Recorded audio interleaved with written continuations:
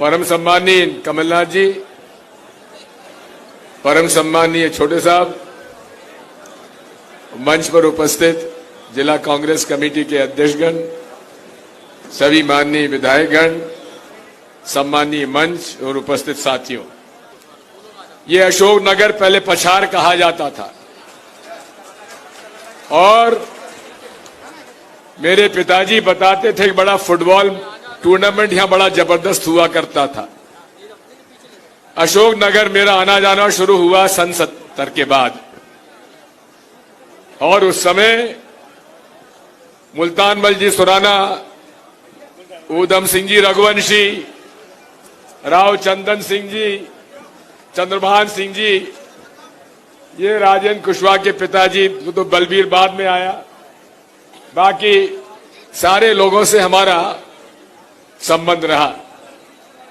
कमलनाथ जी 77 की हवा में मैं जीता नागोगढ़ से। खुशहाल अहिरवार पता नहीं यहां पर कहीं बैठा है कि नहीं बैठा है बेचारा, केवल 250 वोट से हारा था, 250। और हमारा कलेक्टर सिंह दांगी केवल 2000 वोट से हारा। लेकिन क्या करें, 80 के चुनाव में खुशहाल अहिरवार का टिकट कट गया और ग्वालियर से आयातित कोई डॉक्टर साहब यहां आए जिनका कोई लेना देना यहां से नहीं था, एमएलए बन गए। इसी प्रकार से मुंगावली में भी राव चंदन सिंह जी और कलेक्टर सिंह डांगी, इनका भी टिकट कट गया। खैर, हमें इस बात की खुशी है, माधवराव जी सिंधिया जब यहां पर आए उन्होंने पूरा सहयोग किया, पूरा काम किया। हम दोनों ने मिलकर ग्वालियर चंबल संभाग और मध्य प्रदेश में काम किया कि हमारे स्वर्गीय श्रीमद महाराज माधवराव जी सिंधिया के दुखद देहांत के बाद उनके चिरंजीव ज्योतिराज सिंधिया हमारी पार्टी में आए। नौजवान थे, आज भी नौजवान है। मुझसे जो ग्वालियर में पूछा गया कि इनके बारे में कुछ कहिए, मैंने कहा हीरा है, तराशा जाएगा, चमकेगा। हमने चमकाया भी, लेकिन चमकने के बाद वो पिछले लोकसभा चुनाव में रघुवीर सिंह रुसल्ला के बेटे से क्या चुनाव हार गए कि उनका बिल्कुल मन बैठ गया। अरे हमने कहा दिग्विजय सिंह भी हार गए थे, कौन बड़ी बात थी। लेकिन योद्धा वो होता है जो हार के भी फिर लड़ाई चालू कर देता है। वो क्या योद्धा होता है जो जिनसे हारा उन्हीं से जाके मिल जाए। किसको उम्मीद थी कि ज्योतिराज सिंधिया जिनसे हारे वे उसी पार्टी में चले गए? हमें उनसे उम्मीद नहीं थी और आज आप हालत उनकी देख रहे हो क्या हो रहा है।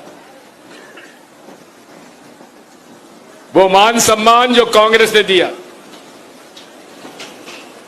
राजीव जी ने दिया, इंदिरा जी ने दिया, सोनिया जी ने दिया, राहुल और प्रियंका जी ने दिया, ये भाजपा के नेता कहीं देने वाले नहीं, इतना मैं बताई देता हूं। अरे हम उनको महाराज महाराज महाराज करते थे, भाजपा ने उनको महाराज से भाई साहब बना दिया। साथियों, मैं आज आपसे इतना कहना चाहता हूं कमलनाथ जी, मैंने अशोकनगर में इतनी बड़ी सभा कभी नहीं देखी। बहुत बहुत बधाई। और कांग्रेस पार्टी और भाजपा में केवल एक अंतर है, कांग्रेस सरकार जब आती है तो जमीनें बांटती है, गरीब और किसानों को लुटाती है, और जब भाजपा आती है तो लूटती है, गरीबों की जमीनों पे कब्जा कराती है।